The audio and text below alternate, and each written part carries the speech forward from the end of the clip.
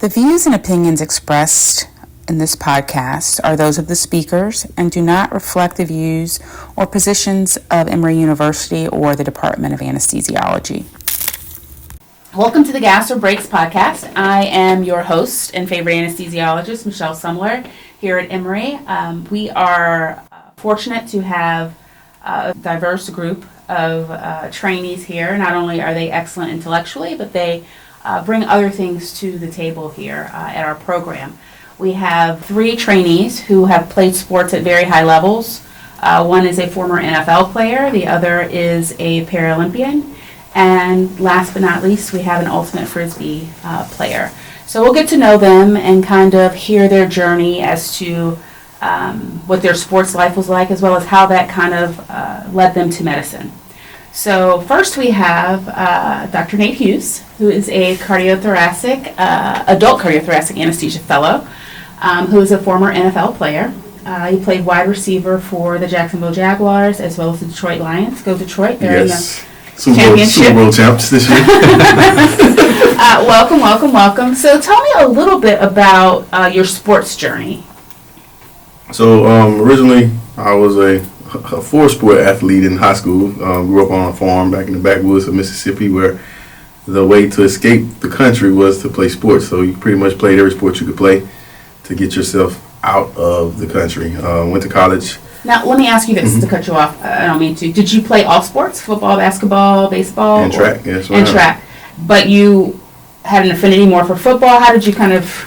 The weirdest thing was, I actually, looking back at it, probably was a better basketball player than I was anything. But as a 6'1" point guard, I was no Allen Iverson, so I didn't feel like I had the opportunity to play on an elite level playing basketball. But I felt that with being a 6'1" receiver, I had a chance of playing at a higher level as a wide receiver. Got it. And so then you went to Alcorn State, right? Yep, went to Alcorn State. There I played football and ran track. I was All-American in both. Then had the opportunity to play in the NFL, took full advantage of it, and ended up sticking for 5 years. And you played in Jacksonville first? Yes, ma'am. So my rookie year, I bounced around a lot. My rookie year, I was brought in right after the draft by the Cleveland Browns, was there for maybe 2-3 months, then ended up in Kansas City, was there for another month, and then fell to Jacksonville and was in Jacksonville for the next 3 years. Okay. And what was that experience like? The journey from college, I guess, to professional athlete. The journey was different. It was a lot more lights, a lot more publicity. I felt like the living arrangements were a lot different too. Instead of having a dorm dedicated to just football players, you were put in a situation where you were with people who made millions as well as people who were just trying to make a team. For the first year of life in the NFL, I actually lived in an extended stay because every time I decided to get an apartment, before I signed the paperwork, I would get cut. So I decided to just thug it out and extended stay in case I kept getting cut. Excellent. Okay. Next we have Dr. Adnan Razlan. He is an ultimate Frisbee player, and he currently still plays. Is that right? Yeah, I currently intermittently play. I kind of took a step back away from it about a year ago. Yeah. And so tell me a little bit how you got into Frisbee, and particularly at an elite level. Yeah, so when I was in high school, I could start there. I played varsity soccer. I was definitely not the best soccer player, but I was athletic. And then started kind of messing around with a Frisbee just here and there. Nobody was good, but a lot of my soccer friends, I was in marching band as well. A lot of my marching band friends, a lot of my soccer friends all together would play ultimate at night with a light-up Frisbee. And then one of our assistant band directors who had played at a national level for Ohio State in college noticed us and said, hey, do you guys want to become like kind of a real team? We did. I captained that team, and then... and this is in high school? This is in high school. Okay. And then after that, actually, that was my senior year of high school, went on to play collegiate and then the club level. And Ultimate's a weird sport where the club championship for many years was kind of the holy grail of Ultimate versus the professional. Like there's kind of like a club and professional league separate, similar to soccer has like an international league and a club league. So and players play in both. So I played on the Cleveland club team and then started playing professional Ultimate while I was in med school. my first year of med school. And so you mentioned a coach that had played at Ohio State. So just for our listeners, so there are Frisbee teams on collegiate campuses? Yes, Okay. most they're all in a club sport, similar to how rugby is. There's no varsity rugby. It's going to be club ultimate club rugby. So they're in the club kind of sphere. So it sounds like your sports path you started with soccer and then you kind of eased into Frisbee. For sure. Okay, Yeah. and then last but not least, we have Dr. Jarrett Perry. He is an OB anesthesia fellow here at Emory, and he is a Paralympian. He's a very good swimmer, obviously, if he was Used to playing be, at that yeah. level. I'm sure you still are. Tell us a little bit about your journey. So I first of all, I lost my leg when I was 2 days old. I have an Okay. identical twin brother. We had twin transfusion syndrome before I was born, and no one even really knew anything was wrong until we were born. So my leg was essentially necrotic from the knee down when I was born. Okay. And so at 48 hours, they amputated my leg. And I was fortunate enough to be raised by parents that, treated me no different than my siblings. I got my first prosthetic leg when I was 6 months old, and I hated it. I'd sit there and cry, but my parents helped me walk and whatnot. So that's just the way that I was raised.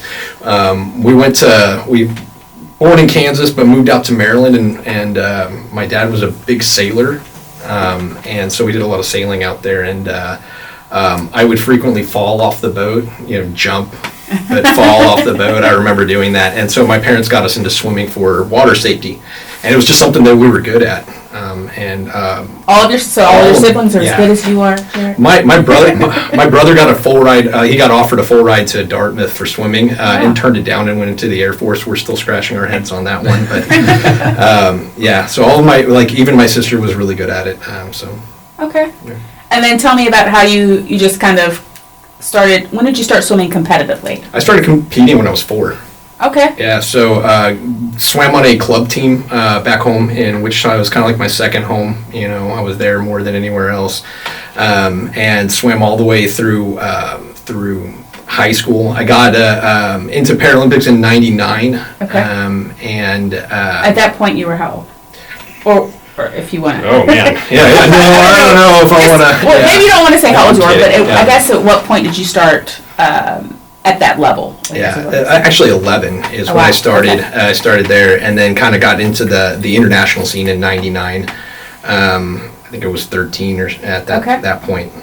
So my first international trip was in '99 to Australia. Didn't make the 2000 games, but my first Worlds was in 2002. And then went to Argentina. I got a silver medal in that one in the 100 backstroke. Kind of stuck with it. Got into the 2004 games. I got a gold in Athens. Kept with it. 2006, I was a team captain and gold in the 100 backstroke in Durban, South Africa, and then 2008 in Beijing, I was a team captain as well as a bronze in the 100 backstroke as well. So, Wow, so pretty extensive career at a high level. So congratulations Thank on you. that. And so I guess my questions for Nate and Jared, since you're not active, I guess I could ask you too. Yeah. Although you'll probably come back to Frisbee, but do you all miss your sports at all, or do you feel like that was just a phase of life, or So I still get out there and play. I hadn't played this year. you let people tackle you still? No, I play flag. I'm kidding. flag. People try to get me in a tackle league one year. I was like, no way, I'm not being tackled again. So I play a lot of flag football. I played pretty much every year while I was in residency in New Jersey. I hadn't looked into a league down here. I kind of been focused on just getting Learning, yes, just getting we like to hear through fellowship. But I do plan on getting back into some type of league next year. So you do miss it? Yeah, I just miss the guys. You miss playing around, joking, the hoorah, the locker room, and that's what you miss. Okay. What about you, Anna? I think I stopped a year ago. I kind of just hung things up for a bit, focused on me and my wife, just focused on us together, and then residency got busy. But I think I kind of agree with Nate. I think I just missed the social aspect of it as well. I just went to a practice 2 days ago, and my joints definitely felt it, and But my you're ankles planning to and my get back knees. to it, maybe. I am planning on Okay. playing again. I'm moving to Houston for fellowship in cardiothoracic anesthesia next year, so I plan on kind of connecting. What's nice about Ultimate is that every city kind of has like a built-in friend group, because you just let them know that you played at a high level, let them know you're interested in joining their Ultimate community, and you can kind of immediately have friends when you get there who Awesome. kind of speak the same language as you. Yeah. So What about you, Jared? So I took like off during residency and didn't really swim or anything, but then like Not swim at all. at all, you know, wow. because I was just more just kind of focused and on my training there. The last 6 months of residency, I did start swimming again, and I was like, I definitely remember this being a lot easier. You know? it's a rude awakening. Yeah, I know it was. Yeah, but I haven't done any since I've been here in Atlanta. But it's definitely when I go back home, you know, in July, I'm definitely picking it back up. So. Oh, great. So I think Adnan and Nate know this, but I used to be a program director, and so one of the things that I always was fascinated by when I read and reviewed applicants were people that played sports. Not even at high levels, but not as high as you all. But people played in college. I was always drawn to those trainees. I think that there are some great life skills. I think that kind of come with playing sports, organized sports. So tell me a little bit about how you all think maybe your sports experience helped you or has helped you in medicine. Anybody? Yeah, I'll take off. I think one of the things I've noticed about all of us that we all said was that we kind of put things away and kind of focused. I think sports teach you how to tunnel vision and focus in on what the ultimate goal of something is. I also think it teaches you a lot about failure as well as success. It teaches you how to take a loss, how to take one on the chin and pick yourself up and think, okay, next play, and learn from your mistakes. So perseverance. Oh yeah, definitely. A lot of times you look back at the film, that's what we call film watching. You look back at the film, figure out what you did wrong, what you could have done better, even if you didn't do anything wrong. So I think it's just always looking at yourself under a microscope, figuring out how to get to that place you want to get. I think like a natural transition from what Nate said was, I feel like playing sports just as an adult in an organized situation is unique. Usually if you don't play college sports, then after high school you just don't play organized sports again. Mm-hmm. And having played as an adult and still playing with a coach, captains, and kind of a team who, like, the team is more important than the individual for the team sports, but there's not many other experiences I've had in my life where there's like actionable feedback and actionable things that other people comment on. Hey, you can improve on this. Or I go to somebody else and say, hey, how can I get better at this? Or what can I do in the off season or in the off time to get better at this specific thing? So I feel like that's something that I've definitely been able to apply to the anesthesia residency. And So you're attending as like a pundit, like a sports. yeah, and like a Stephen A. Smith exactly. or something. And I think a big thing too is like you get to see. One of my big talking points, I actually wrote about this in my personal statements, is you kind of realize what being the best at something does not mean you're a good leader at something. They're two very different skill sets. Wow. So you're able to see in the operating room who's a good leader and who's not. And you kind of start noticing you gravitating towards good leaders. Uh-huh. And if you take a step back and think like, why do I like this person? Or like, why do I actually enjoy working with this person? And you realize they just have leadership qualities or they have like good coaching qualities that we are lucky to see in coaches that other people may not see. Wow. Yeah. That's a very deep kind Yeah, of analysis. like I said, I've wrote about it a few times. No, I can see the parallel. Yeah, I've wrote about it a few times, so it's not a new thought. Yeah. I think it was just I don't know, keeping your nose to the grindstone. You know, I mean, like you get a lot of times in residency, you work you get up early in the morning, you have a hard case, you're mentally exhausted, you know, but just kind of sticking with it, you know, still like studying afterwards, you know, and I think like I can think multiple days I'm just like I am tired, I don't want to go to practice, you know, and just kind of just sucking it up and doing it anyway. And I think that's kind of something that kind of helped me get to where I'm at now, is because like I'd be tired at the end of the day and I'm just like, no, I don't want to study, but going home and doing it anyway, you know. And then you turn around and look back and you're just like, okay, like this is how far I came just because I pushed myself that extra mile, you know. So did all of you always have a plan to go into medicine, or did it come about later, and kind of how did you make that decision? I planned on doing medicine. Like, my dad is an anesthesiologist. He's the type of dad that asked me what type of doctor I wanted to be, not what type of what I wanted to do when I grew up. So and I did a BSMD program. So even out of high school, I knew I was part of this like medical program. Okay. But I was kind of in and out of the hospital, as a kid with, leg revisions and, and kind of some other stuff. And half my family are pilots and the other half does medicine. So, I was like, I don't know that I can be a pilot, so I guess I'll just go here. And so, I kind of knew from an early age that that's where I wanted to end up. Okay. Yeah, mine was very similar. Like at the age of 6, first grade, they asked us what we wanted to be, and my mom still has the little thing on the refrigerator. I said I wanted to be a professional football player and a doctor. So I think I knew at a young age I wanted to be a doctor. I don't know what kind of doctor I wanted to be. I just knew I wanted to be a doctor. Well, I mean, I think I always think it's nice to look back at that. Probably when you see that on your mother's refrigerator, but you've accomplished both of those things, right? So you're an NFL player and a physician. So what was it about Emory that drew you all here?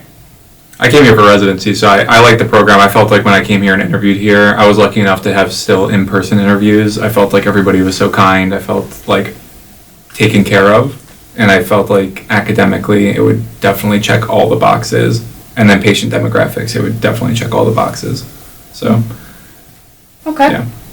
I think one of the big draws for me is like the acuity, like how sick some of the patients are here. I think the cardiac patients that I see over at Midtown, that's going to be something that's going to be immensely helpful for my city when I go back, because I've had patients that everyone's an anesthesiologist at home, everyone knows what they're doing, but there's been a couple OB patients that we were just like, okay, hope this works, and that was the big driving force for me coming down here, is just the acuity of the patients, the volume of the patients, and when I got here, I definitely knew I made the right choice. Everyone down here is just so nice, and some of the best practitioners that I've had the pleasure of working with. So. Excellent. Yeah, so mine was a little different. I knew I was going to get good training here. Also knew I was close to home. Then I heard about a cool program director from a few people and a few interactions. I was like, yeah, she is pretty cool. When you think of, your sports backgrounds and kind of some of the things that you all mentioned about how you think sports have helped you in your career in medicine, are there things that you try to impart on junior residents or other trainees that you've drawn from your sports background? Does that make sense? So whether it's the coaching that you mentioned or things like that? I think one of the biggest things that I try to get across to junior residents, especially last year when I was in a residency program, was just the thought process of you don't want things to be easy. Things are easy, you won't really benefit from it when it comes to your learning. You kind of want to put yourself in a true training environment to get the best that you can get out of it. I think about residency as training camp for football. You come to training camp, you focus in for a month on nothing but football. You eat, breathe, live, just do everything that to prepare you for the season, for all the things that you're going to come, because there's some place that you learn in training camp that you don't use until week 15 or week 16 of the season, but you got to have it in your mind and know how it works. And I feel like it's the same with residency. You have to go in knowing that during residency, I'm going to see and be able to do a lot of different things. Some things I may not see again or use again until 15 years down the road, but I got to be prepared and be ready when that opportunity comes about. But do you think that affects how you maybe counsel another trainee about how they receive feedback, I guess is what I'm saying. So feedback and training programs, we all know some people like to give feedback to trainees, some people don't, and then some trainees love feedback and some don't. And some only like feedback if you're saying what they want to hear, right? Yeah. So do you think that, in hindsight, and kind of how you had to receive feedback and how you realized it helped you as a athlete, does that affect how you maybe counsel a resident about the feedback they're receiving? I think just being on a team and seeing all the different personalities all the time on a team and how some people receive coaching helps you give coaching to other people. So I can tell pretty quickly of those people who they only want to hear good things, and you have to sandwich it. You have to give them a bunch of good things, then talk about a few things they could potentially do better. So you're a fan of the sandwich method Yeah, for feedback. definitely, Okay, definitely. okay. So you have to go to that level. Now, some people that's tougher. They straight to the point, like, yo, what I need to do better. Adman's very like that. Like, what you think? What's this? What's that? Yeah. And like I picked up on that when I first met him. I already felt like he was an athlete before I even got to know him. And then we started talking, and I realized he's an athlete. And I feel like athletes are very similar to that. They kind of want to know, okay, how do I get better? What is it gonna make me better? Where am I feeling at? And they really don't care about, okay, how good am I? I need praise. I need Right. this. Right. I agree. I think that like when you're on a team, you see how different people react to different types of feedback, and a lot of times like when you're on the sidelines, you may hear some teammates like yelling at each other, and it kind of makes you uncomfortable or makes you feel like, okay, but I know I have a relationship with a few friends on my teams, especially my Cleveland team where I played for 6 or 7 years. It's like if we're yelling on the sideline, that's how I get feedback, and I can only receive that from a few people. Like they'll yell at me, they'll tell me that's not your role, get your head in the game, whatever it is. But then other people completely shut down to that, right? But for me, it motivates me. And I noticed that in residency too. It's like some people, you try to motivate them and they're just like immovable. Or some people, like they need that praise. Some people need like straight to the point feedback, or they're craving feedback, but other people are scared to, or sometimes your leaders are scared to give it because they don't want to be seem negative, or they don't want to seem like critical, but that's what we need in training. So it's hard because a lot of people become like they kind of shell up when people are critical of them because they've never been in like a feedback receiving environment. That's actually important. So Good point. yeah. So I think that, like, I don't know, what I try and do is I try and gauge the person, just kind of, like he was saying earlier, is like some people want that direct feedback, other people kind of want to like, ease into it, but I always try and just open end them, and say, how do you think that went? Like, what could we have done differently there, and then kind of build on that. Just because I feel like the more that they take an interest, they look at their performance, the more things that they're going to think of that they can improve on. Maybe just I don't know, couple different technique styles or something. So I always try and give them the floor, and then just kind of build on that.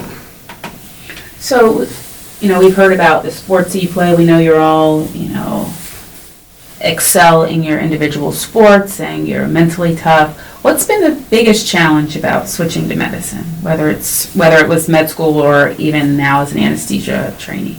I think time, like for me, because I played through med school, I like found ways to navigate it and found ways, and then through residency, the first few years of residency, time was kind of like it was kind of on my side, but then I got married and things kind of like were still happening in my life that I was like, okay, like medicine and my marriage are like, my weekends became a lot more valuable. And then also like, I'm still a resident.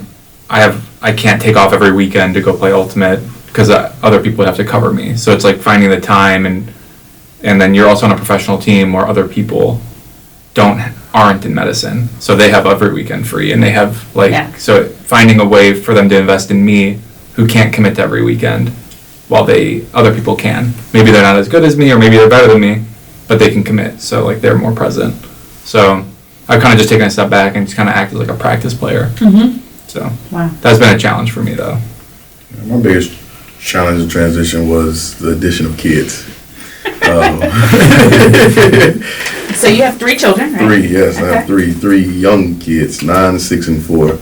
And so if you do the math, once I started medical school, I only had 1.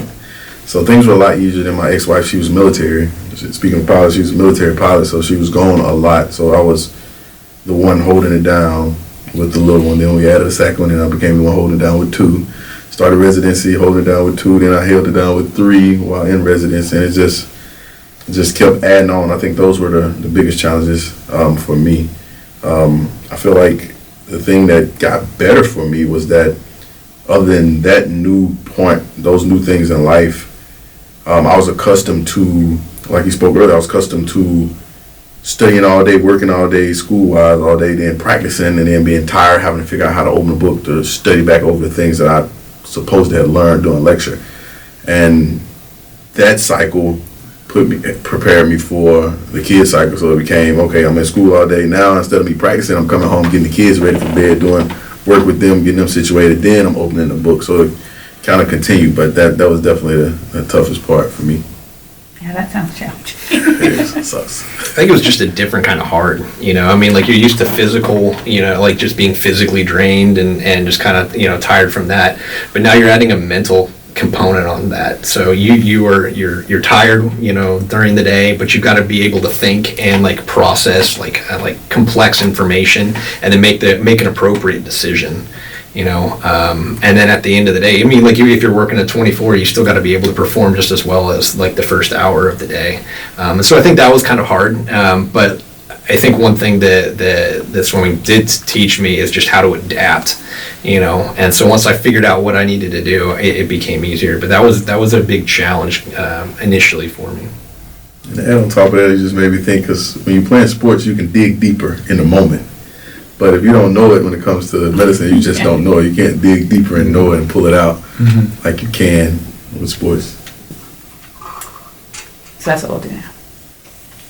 So now comes the fun part of the podcast, although I like to think that the entire podcast is fun and informative. Again, we want to thank our athletes and trainees for taking time to tell us about their journey. But I think this again shows the rich type of talent that we're able to draw to our program. But we're going to play our fun game called Gas or Breaks. I think we all know the rules here, and so I'll start with Jarrett. Don't look afraid. Don't look afraid. Ketamine. Gas. Cricoid pressure for RSI. Breaks. BIS monitor. Breaks. T-piece in the PACU. Yes, I'll do it when it's necessary. Yeah. Automodate. Gas. Breaks. Yeah. Breaks. Breaks. Cardiac anesthesiologist. Okay. Cerebral oximetry. I'm gas when it's used in the right way. DPE or standard epidural? DPE all the way. All the way. Gas, excuse me, gas. Excuse me. Yeah. Yes. Okay. Yeah. Well, again, thank you for joining us for this edition of our podcast. Hopefully you enjoyed it. Thanks again for joining me. Yeah. Thanks so much Thank for you. having us. It's fun.